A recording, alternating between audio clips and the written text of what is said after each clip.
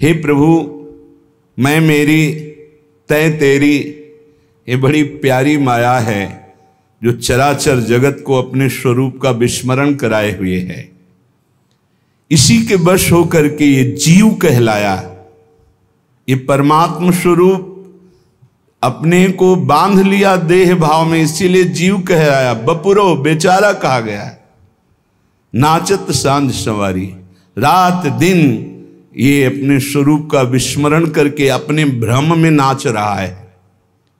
हे नाथ, दुस्तर खेल रच्यो मनमोहन,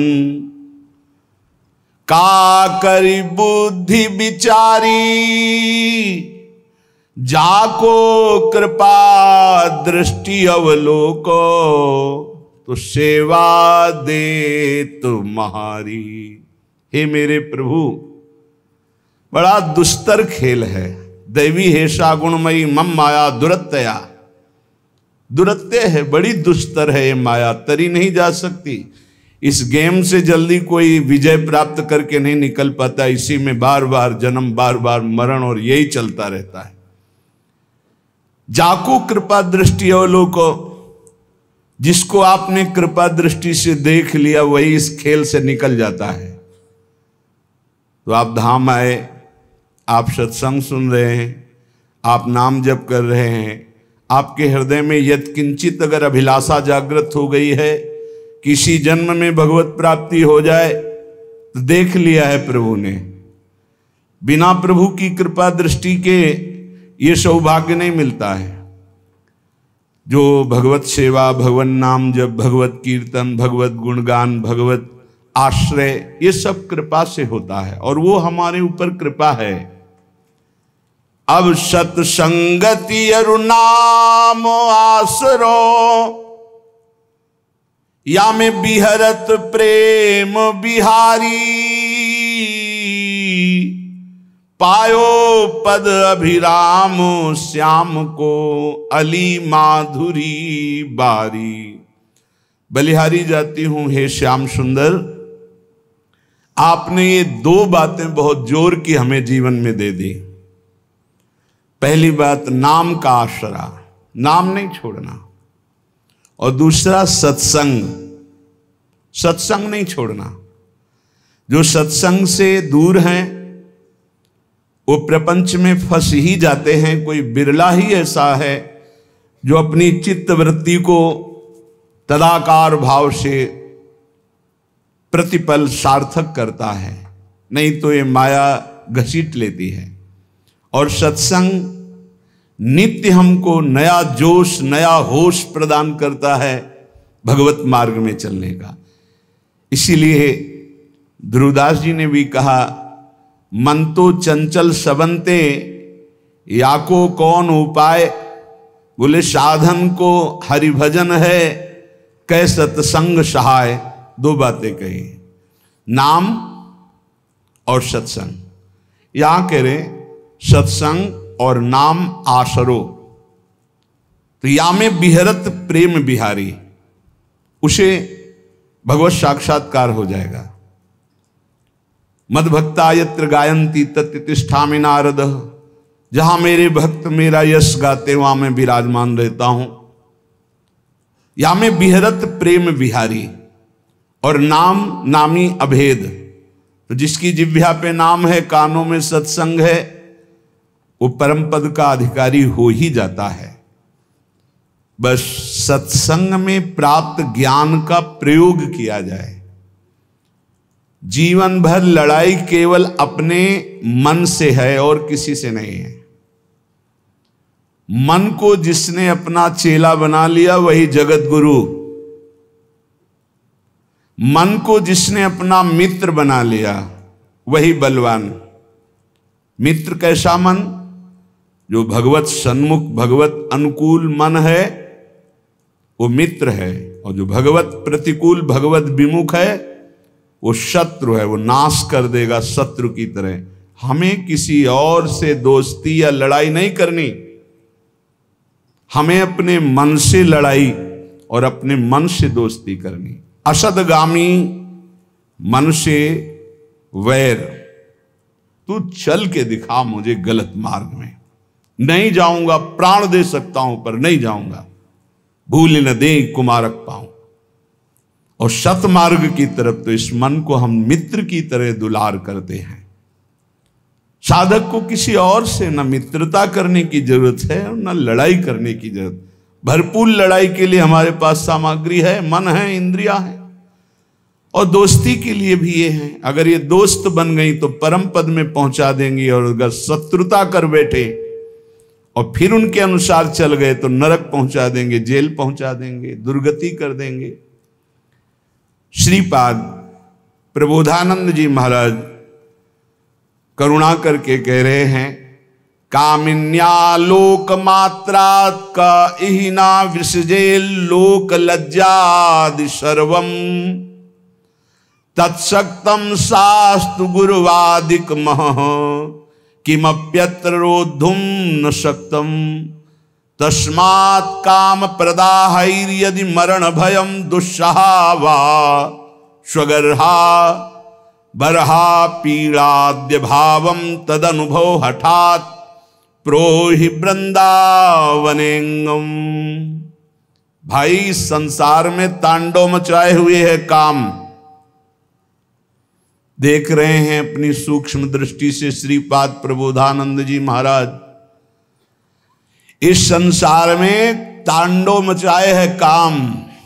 चाहे कोई भी हो, पशु पक्षी, कोई भी मनुष्य, कोई भी शरीरधारी हो, जो राम का नहीं तो उसके ऊपर शासन काम का ही है, जो श्याम का नहीं तो काम का ही शासन है। देख लो अंदर से, हर चेष्टा कामना से युक्त होगी। जिसके हृदय में काम है वो लोक लज्जा का त्याग करके क्या नहीं कर सकता, अर्थात बड़े से बड़ा पाप कर सकता है। जिसको काम ने परास्त कर दिया है उसके ऊपर गुरु के वचन भी काम नहीं करते, शास्त्र कृपा भी उसके ऊपर से हट जाती है। तत्सक्तम शास्त्र गुरुवादिक मह किमप्यत्र रोद्धुम न शक्तम। फिर और कौन है जो बचा ले? ये दो ही हैं जो बचा सकते हैं, गुरु वाक्य और शास्त्र। और जो काम से युक्त होकर धर्म लज्जा का त्याग करके मनमानी आचरण करता है उसके ऊपर गुरु वाक्य काम नहीं करते, उसके ऊपर शास्त्र कृपा अपनी हटा लेता, अर्थात उसको नास्तिकता आ जाएगी, वो शास्त्र की बात ही नहीं मानेगा। बोले अब फिर इसका उद्धार कैसे हो सकता है? अब तो नाश पक्का है। इसलिए तस्मात् काम प्रदाहैर यदि मरण भयम दुस्सहा व स्वगर्हा। यदि तुम्हें मरने से भय लगता है तो वो मृत्यु भयावह नहीं होती जो भगवान में अर्पित चित्त होकर के होती है। मरने से भी ज्यादा भय है ये काम जो नष्ट कर रहा है, इससे बचने की चेष्टा करो। ये काम सर्वनाश कर रहा है। यदि तुम्हें अपनी निंदा और अपनी दुर्गति और अपने नाना प्रकार के कष्टों से बचना है तो सबसे भयानक शत्रु है ये काम, जो विश्व में तांडव करके सबका नाश कर रहा है। इससे बचा लो अपने आप को। शरीर को बलात् हटा लो काम क्रीड़ा से।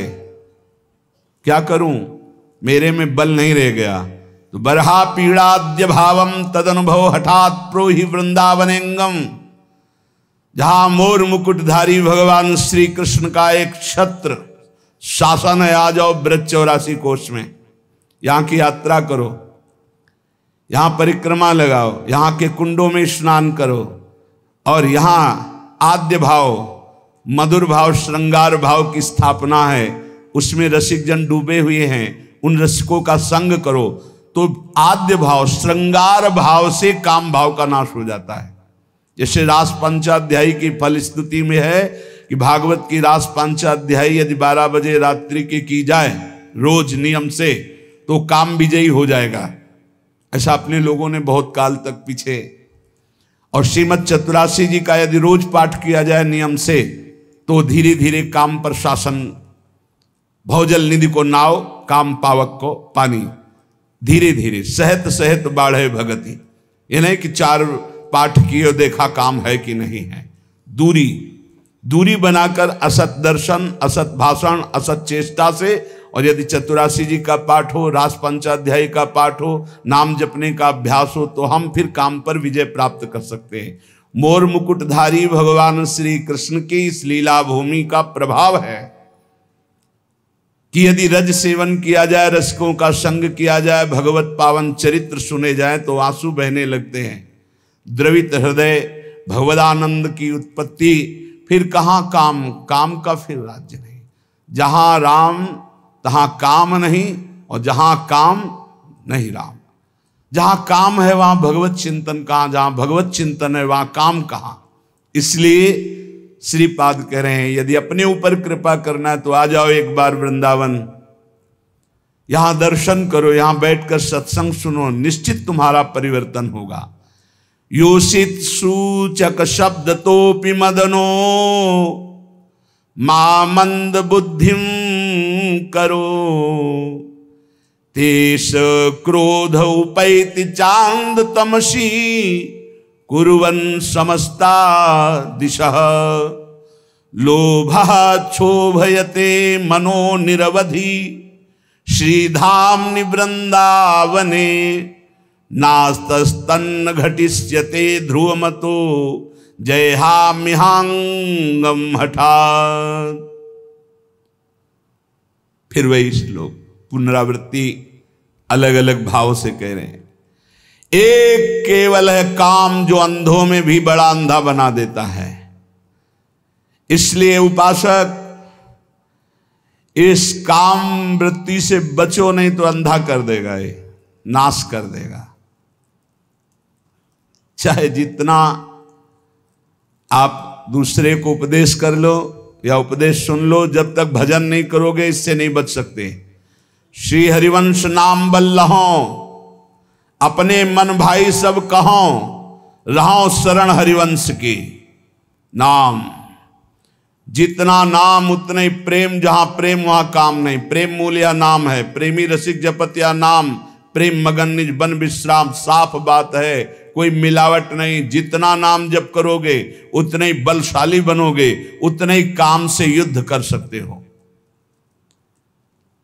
अगर नाम का प्रभाव देखना है तो देखो ठाकुर हरिदास जी में महामंत्र का उच्च स्वर से कीर्तन करते हैं लाखों की संख्या में। 9 युवती वैश्या आकर परास्त करना चाहती, खुद परास्त हो गई 3 दिन में। एक भी वृत्ति दूषित नहीं कर पाई। ये नाम की महिमा। ये काम सीधे पहले बुद्धि को जकड़ता है। निर्णायक है बुद्धि, निर्णय करने वाली। इसे अंधा कर देता है, समस्त दिशाओं में उसे कुछ नहीं दिखाई देता। इसलिए इस काम से बचो। ये जब काम में प्रतिकूलता आती है तो तेज क्रोधो उपैति चांद तमसी, ये और अंधा बना देने वाला क्रोध प्रकट कर देता है। फिर वो हिंसा आदि दोष, नाना प्रकार की ऐसी वृत्तियां आ जाती हैं जिससे वो दुर्गति ही होती है, बंधन ही प्राप्त होता है। हाय लोभाक्षोभयत मनो निर्वधि, हर समय लोभ, कभी काम, अपूर्ति में क्रोध, पूर्ति में लोभ, ये हमारी चित्त वृत्ति को मथे डाल रहा है। मेरी कैसे दुर्गति रोकी जाए। कह रहे श्रीधाम्नि वृंदावने नासस्तन्न घट इष्यते ध्रुवमतो जयहाम्यहांगम हठात्। यदि अब तुमसे कुछ नहीं बन पा रहा है, अब तुमसे कोई साधना नहीं बनेगी, तो अपने शरीर को बलपूर्वक डाल दो इस वृंदावन में। पड़ा रहे अब इसी में मरूंगा। आमरण वृंदावन वास का नियम ले ले, तू परम पद का अधिकारी हो जाएगा। श्रीपाद कह रहे ध्रुमतो, संशय मत करना, जिसका शरीर वृंदावन में छूटता है वो भगवत प्राप्त होता है। ये धाम का जयहाम्यहांगम हठात, अपने अंगों को डाल दो वृंदावन में। नहीं, अब नहीं जाऊंगा, बहुत पाप के नीच आदमी हूं, कोई साधना नहीं बननी, बस धाम में पड़ा रहूंगा, यही शरीर छोड़ूंगा, रसिकों की जूठन खाऊंगा। कैसी महिमा यहां के ब्रजवासियों की है। कल एक प्रसंग में ये रास्ते पे जो हमारे वृंदावन के महामहिम सोहनी लगाने वाले जन हैं, ऐसा उनसे वो पूछ रहे हैं।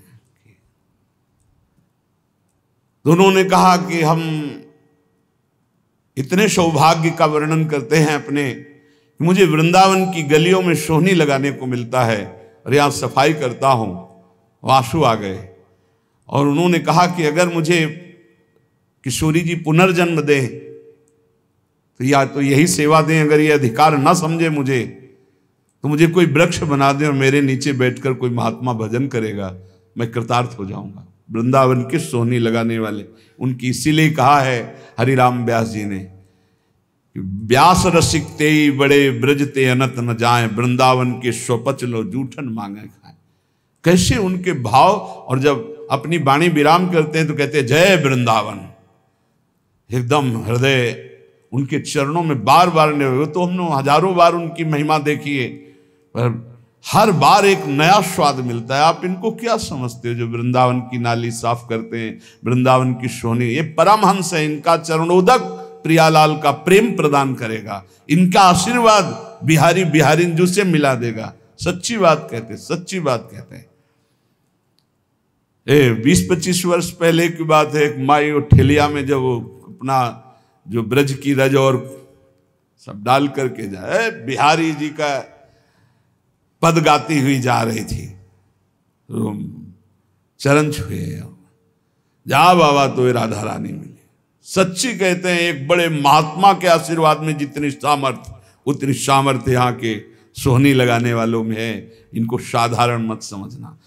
हठात डाल दो अपने शरीर को वृंदावन में, ये तुम्हें भगवत प्राप्ति करा देगा, इस पे कोई संशय नहीं, कोई संशय नहीं। साधक इस बात को ध्यान दें, ज्यादा उबने की जरूरत नहीं है। 4 हैं उपासना के केंद्र, नाम रूप लीला धाम। एक में तो तुम अनन्य हो ही ना, धाम के वासी हो। धाम का प्रभाव है चलत फिरत सुनियत यह, श्री राधा वल्लभ लाल ऐसे वृंदा विपिन में बसत रहो सब काल। धाम का प्रभाव है वृंदावन में जो कबो कछुक भजन नहीं होए, रज तो उड़ी लागे तने पीवे जमुना तो। यहाँ का प्रभाव है वृंदावन प्रभाव, सुन अपनो ही गुण देत, जैसे बालक मलिन को मात गोद भर ले। और देश के बसत ही घटत भजन की बात, वृंदावन में स्वार्थ हो उलट भजन हुए जात। बिल्कुल निराश होने की जरूरत नहीं, आखिरी श्वास तक भगवत प्राप्ति का प्रयास करें। सर्वोपेक्षा में बलदया श्रृंखला भंग दक्षो रक्षो, वीक्षो नम्रत वदल लामात्र मक्षुभ चित्तः, सर्वाध्वंसावासन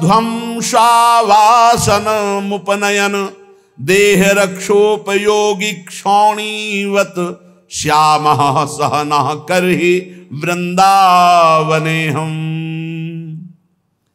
हाय हाय माने बड़ा पश्चाताप युक्त शब्द है। न मेरे में कोई बल रह गया है, न दया आदि कोई सद्गुण है। ये सब सद्गुणों ने मेरी उपेक्षा कर दी। मेरी बुद्धि भी ठीक निर्णय नहीं कर रही। माया की इतनी बड़ी बड़ी श्रृंखलाएं, मैं उनको तोड़ नहीं सकता।